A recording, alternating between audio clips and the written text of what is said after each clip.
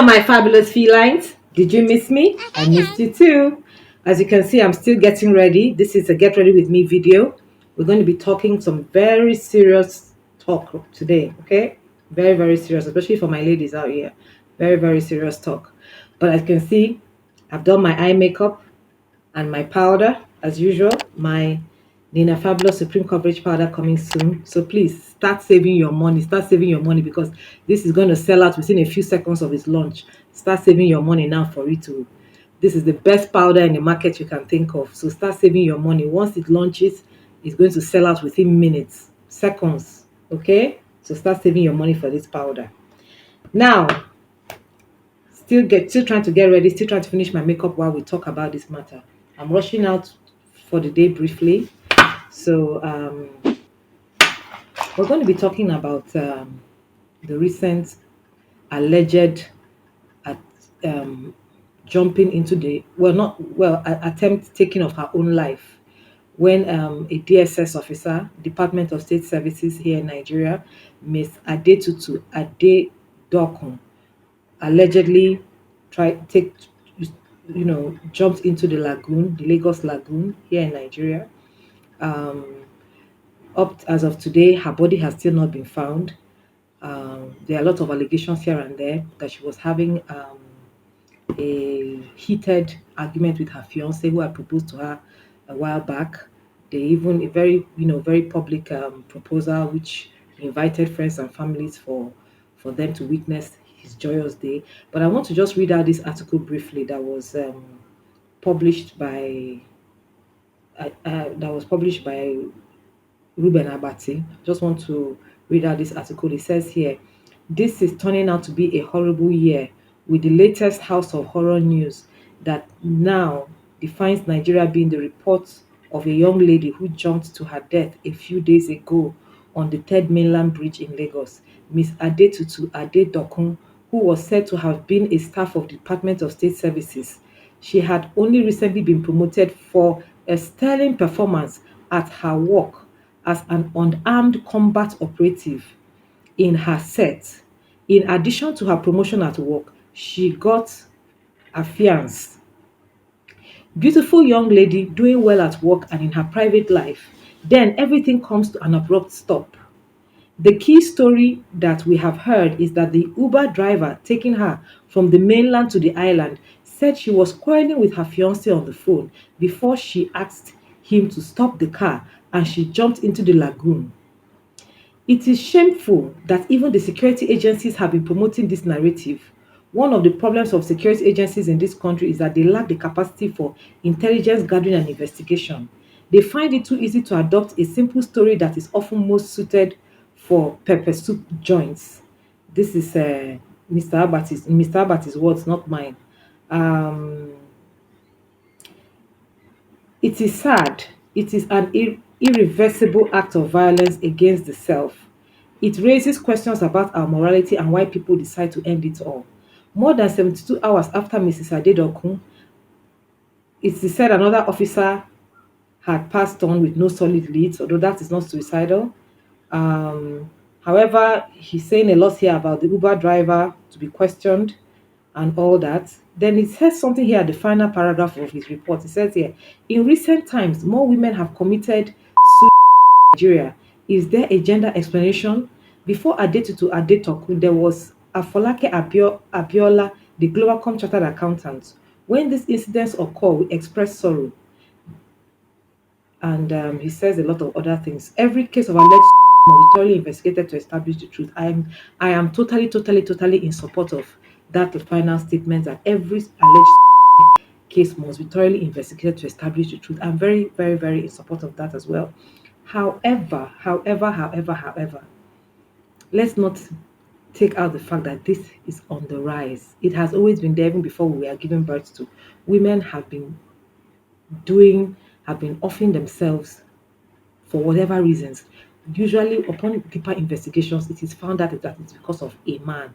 Okay, maybe a man that they wanted to get married to, or a man that they were even married to, and they had maybe the man doesn't want to marry them again, and at the end of the day, they feel that the only solution to their problem is to off themselves.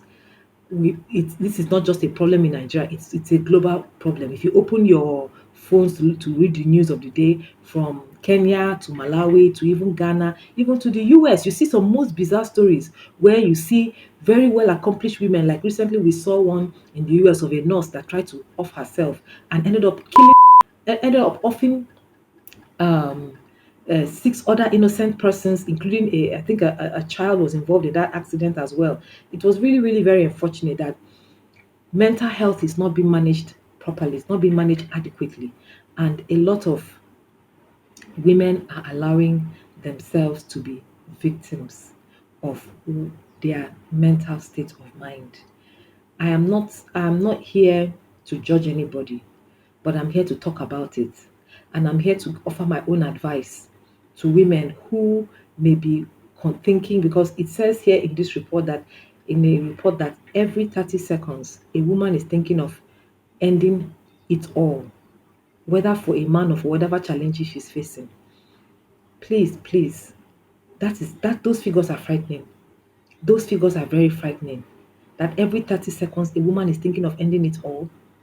Please, please, if you are that woman and you're listening to me here today, please, there is a solution to your problem. There is a solution. It's just lack of knowledge. As the Bible says, my people perish for lack of knowledge. It is just lack of knowledge that makes people take this route. There are many solutions to whatever problem you are facing, whether emotional, whether mental, whether financial, whether physical. Okay? There are many, many solutions to your problem, but you need to reach out and find out how to solve your solutions. I'm going to be giving you some simple solutions today, okay, to your problems. So just let me start making up, and we'll talk about that when we get back. Okay, I've done my contour, my blush, and my highlights, and a little bit of my lips. Um, I said I was going to talk to you about set things that you can do, basic things that you can do. Okay, I'm not a mental health professional, but at least there are basic things that you can do, which even I start have done. Okay, when I've been faced with certain challenges in my past, either in a relationship or financial challenges or physical challenges. First and foremost, number one thing I would advise you to do first and foremost is to seek professional help. Okay, that's the first thing I'll ask you to do. Seek professional help. When I mean professional help, I don't mean advice from your mamas or advice from your brothers, or advice from your sisters, because they are not professionals. They are not trained to know how to handle certain issues of life. Yes, they can give you their own advice, but they are not professionals. They are not trained.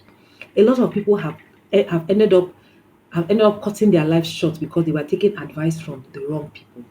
They were taking the wrong advice from people who don't have the experience, from people who don't have the prerequisite qualification, and from who don't even mean them well.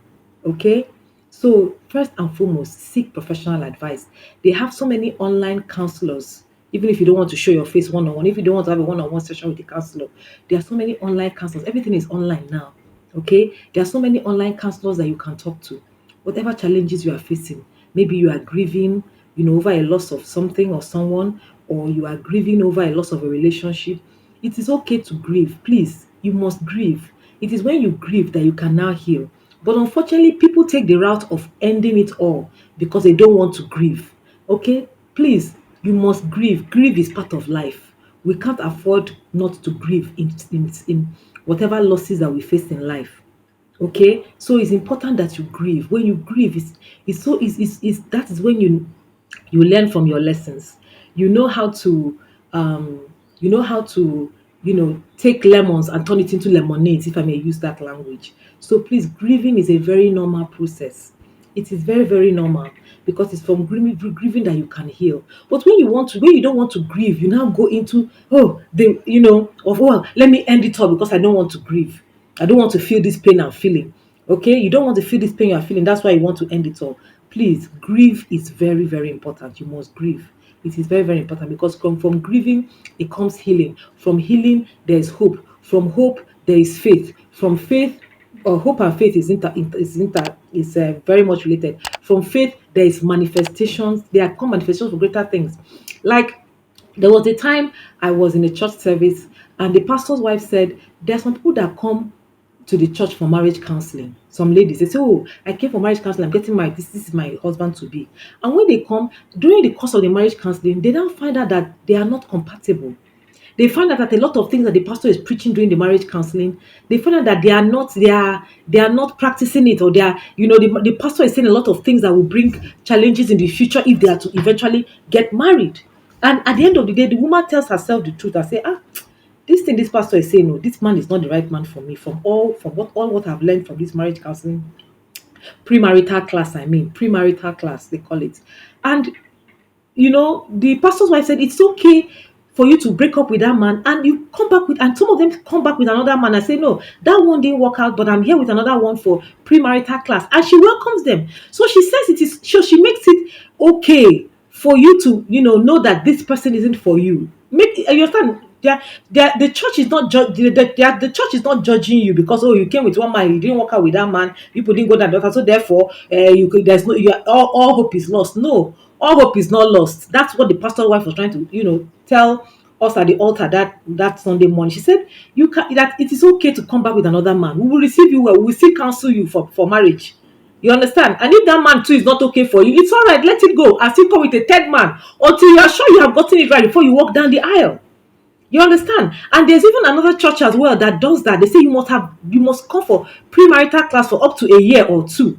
Yes, there's a church a friend of mine was actually attending, and the policy in that church is you must come for counseling for between 1 and 2 years, 1 year or 2 years of counseling, as in every week, okay, before they can marry you, because they know that if people get into the wrong kind of relationships, they will they may end up, you understand, not being able to, it may cause a lot of damage in their life, which brings about this need for wanting to end it all. So it's important that you must seek professional help. Okay, you must seek professional help. All right, when I mean professional help, not necessarily from the church or the mosque. Like I said, there are professional counselors, all right, out there that handle relationship matters. All right. So let me finish up my makeup and we'll continue with the second solution. Okay. Number two, you must know how to manage your stress level. As much as I have mentioned seeking professional help, but there are other simple things that you can do to manage the pressure that you are feeling at that point, that that makes you consider doing such a thing to yourself. How you can manage your stress level at that point is just to what you can do immediately is just to breathe in, breathe out. I normally tell myself this. I normally play affirmations. The affirmations you can get online on YouTube, on YouTube right here on this platform. There are so many affirmations you can do, talking about greatness, talking about self elevation, talking about self worth. You understand? You can just do those simple, listen to those simple affirmations. I can do all things. You understand? I can manifest all greatness. I am a beautiful person. I am a worthy person, with or without a man.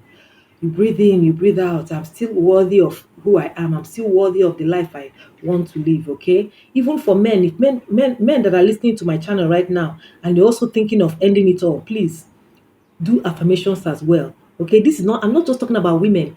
Men, if you're out here listening to what I'm saying, do these things I'm also saying as well. Just take a break. Don't react.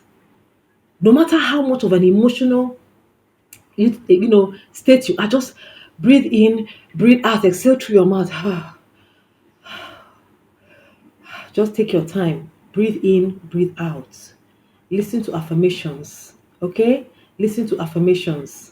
You understand? There are so many affirmations, like I've said, online that you can listen to that bring calm to your life. Center your life. You understand me? Bring calm. All right. Number three, go out. Go out, look at beautiful scenery. You don't necessarily have to buy something in any, in when you go out to beautiful places. You don't necessarily have to buy something. You can go to like the park. You can go to like, you can go to like a garden. You understand? Just walk around. Take off your shoes. Walk around on the bare foot, on the bare ground, because the earth carries so much healing. Okay, I'm teaching people what you should be learning, what you should be paying courses for. I'm teaching you free of charge. This is what I should be, you people learn in courses. You pay big money, online courses that you do, but I'm teaching you this free of charge because I love you all and I want all of you to succeed. I want all of you to be as live and well as long as God has destined for you. Okay, so take off your shoes, go to the park, go to a garden.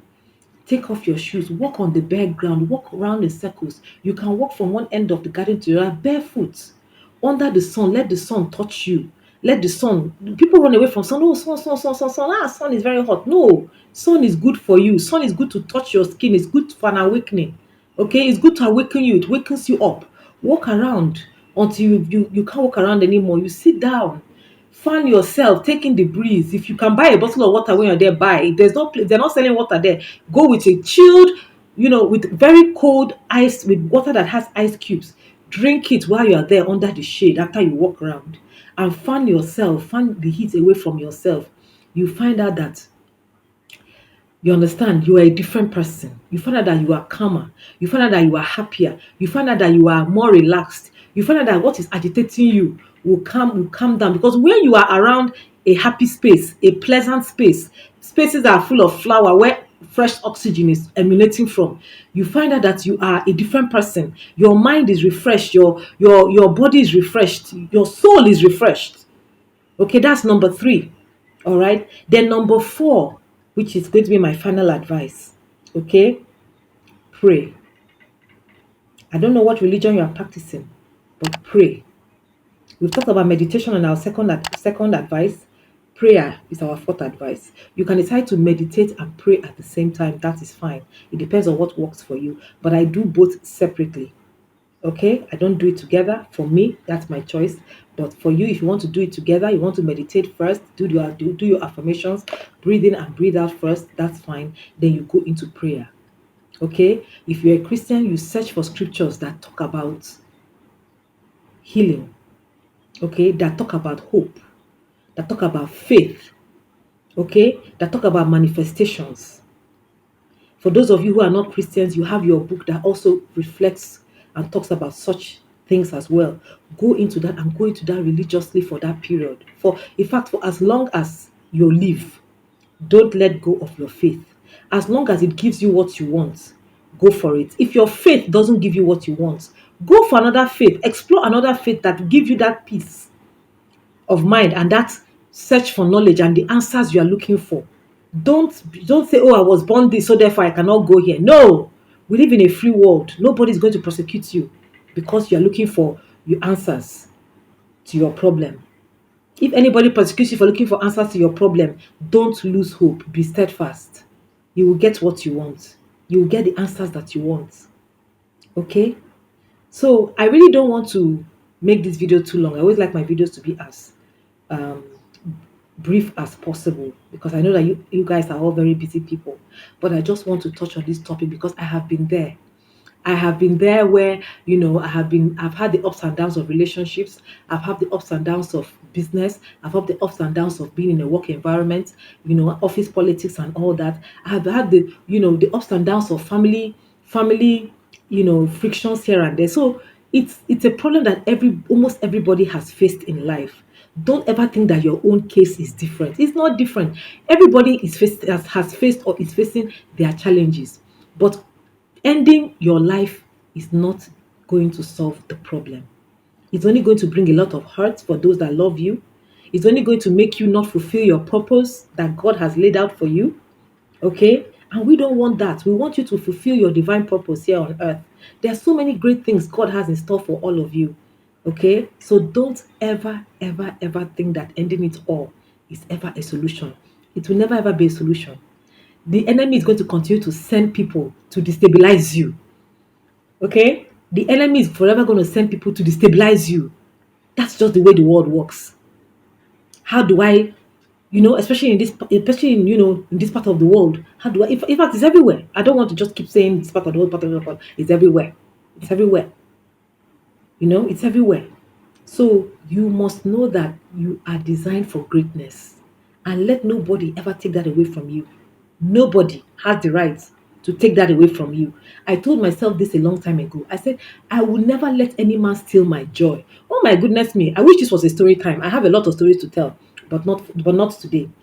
I've had so many people, both romantic and non-romantic, try to steal my joy, but I never let them. And I thank God I never let them, because that is what they want. A lot of people just come into your life to steal your joy. That is all.